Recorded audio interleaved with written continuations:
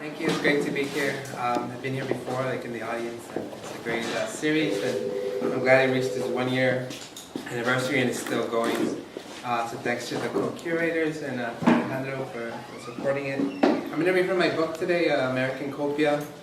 It's about 110 pages about going to the supermarket. When I was doing my naturalization process to become a citizen, one of the things I was asked to do was to write out a sentence in English to show that I could speak and write in English. Of course, I was already an undergraduate English major, so it was kind of easy. But being a writer, I took it as a writing prompt and wrote this. So let me read something.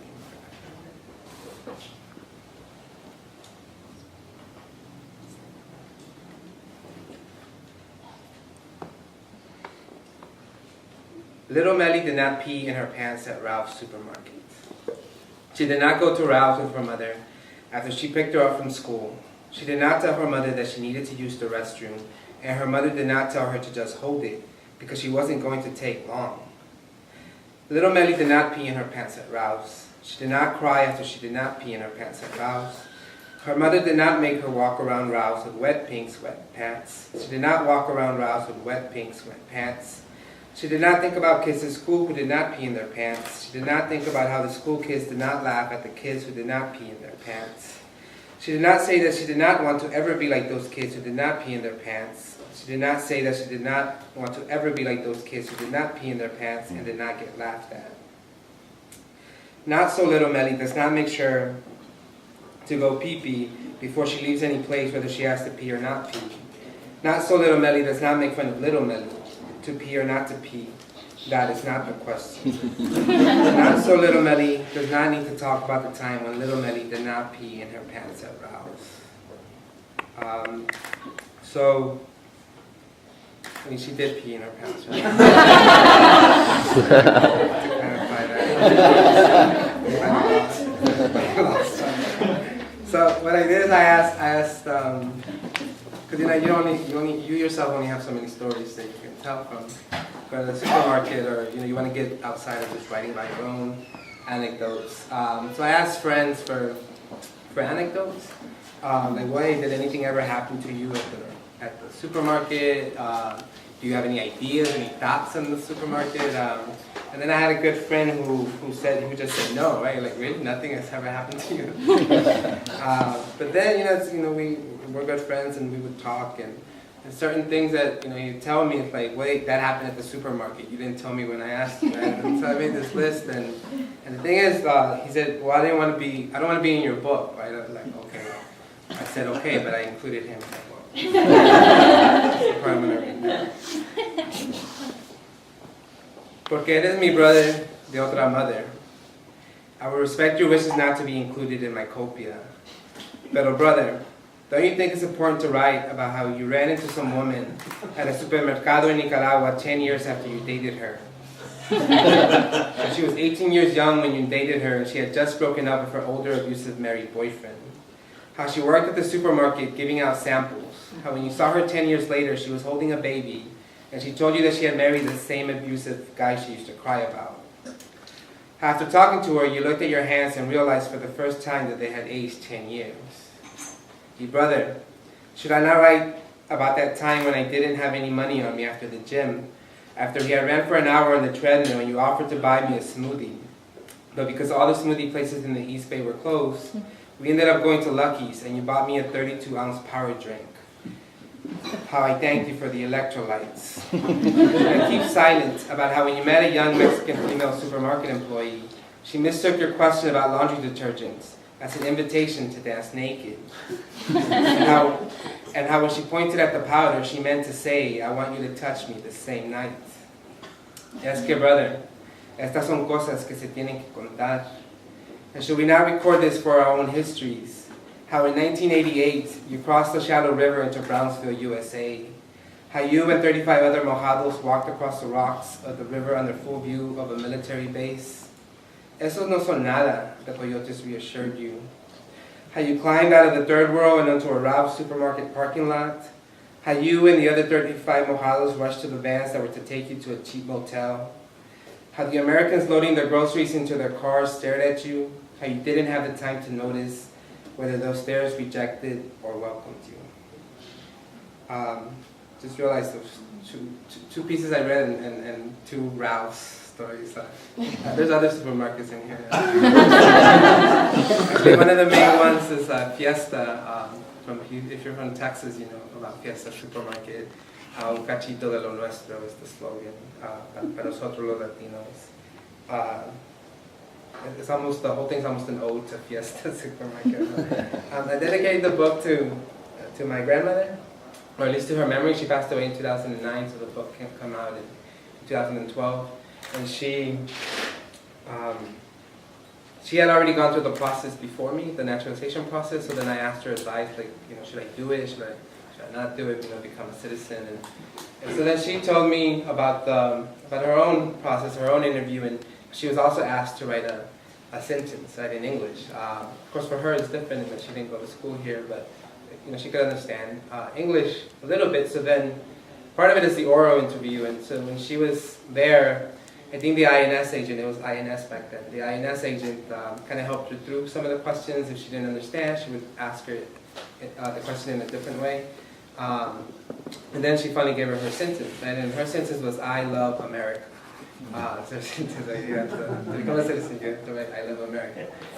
So America is the same in English as it is in Spanish, except for of course the accent, right? And I, she took I guess at I, and then, you know, love is the one that was difficult for her, this word love. And my grandmother, she's like a lot of Catholic Mexican grandmothers, she always carried a rosary, you know, the rosary beads on her. So she was praying, she said she was clutching, and she was you know, praying the rosary, you know, praying to God, praying to La Virgencita. And then she looked down and she noticed this ring that my father had bought her way back. And it's a silver ring, and the silver, you know, it kind of slithers and it spells out L-O-V-E. It spells out love. So then she was able to, and she, you know, she swears that it was the, you know, the benevolence and omnipotence of God, you know. I always thought, like, you know, I think my grandmother may have cheated on her exam.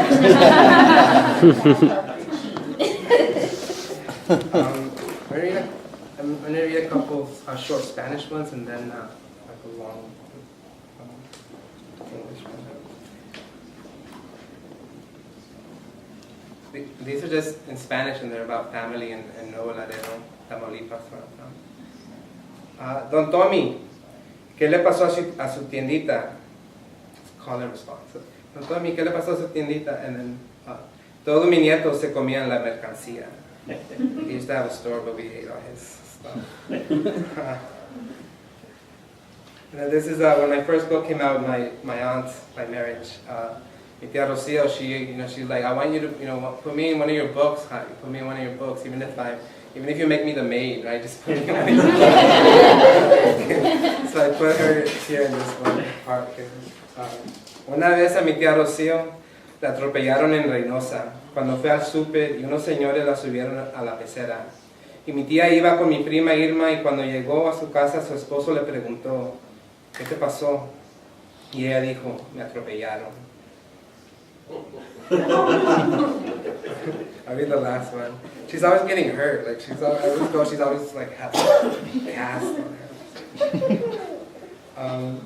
This last piece is not autobiographical. Just put that up there.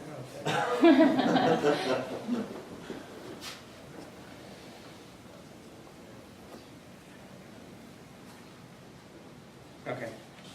I'll leave you with this piece. When I steps, I'll start over.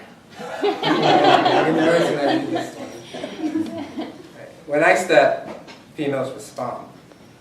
So the other day when I saw this cutie at Safeway, I knew she was checking me out. She was behind me in line. I knew I'd seen her somewhere before, so while I'm paying for my groceries, I can sense she's looking at me. And when I step, females respond. So I look back at her. Now we're smiling at each other, and I'm paying for my groceries. So right there, at the checkout, I asked her, do I know you from somewhere? She tried to play it off, but I knew she liked me. So when I stepped, the sometimes even when I don't, females respond. So I wait for this cutie to pay. You know, females like it when you're polite. Then I get her name and her phone number. She says we should hang out. I told you. When I step, females respond. She says maybe we can take a walk, go to farmer's market. And I'm like, that's cool because I just want to see her again.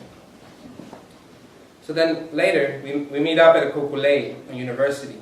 She was late, but it's cool because I could tell she took long getting ready for me. I could see that she was really into me, you know, when I stepped. We talked. I asked her questions because females like it when you ask them questions. And you know, I'm a nice guy. I told her I was a bouncer, that I was in the Navy, and that I was learning how to make jeans to start my own company.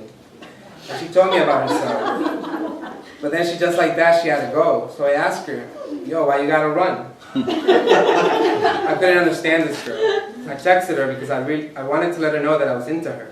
And she just kept saying that she was busy. Then one day, I'm with my boy on Telegraph, and I run into her, and she's with her girlfriends. I still want to hook up with her, but I don't want to let her think she got to me. So I start expressing myself, you know what I mean? Who does this girl think she is? I'm a pretty good looking guy. Usually when I step, females respond. So then her girlfriends notice me, and they can see I'm like a pretty good looking guy. Nice to look at. They're admiring me and telling this girl to see me again. So the girl agrees to see me again, but I'm not surprised because when I step, we were supposed to go to the observatory, but when the day came, she didn't want to go. It was like she was afraid of me or something. So I asked her if it was because I was beautiful. She just laughed at me. So I started thinking she's just nervous because I'm a pretty good looking guy. So I wanted to make her feel comfortable. I tell her, wow, you're actually attractive. But this girl laughed. So I asked, why are you laughing? Why you gotta make it so hard, Monica? Monica, why are you being this way? So we take a walk and talk, and I know that she must be insecure because I look this good.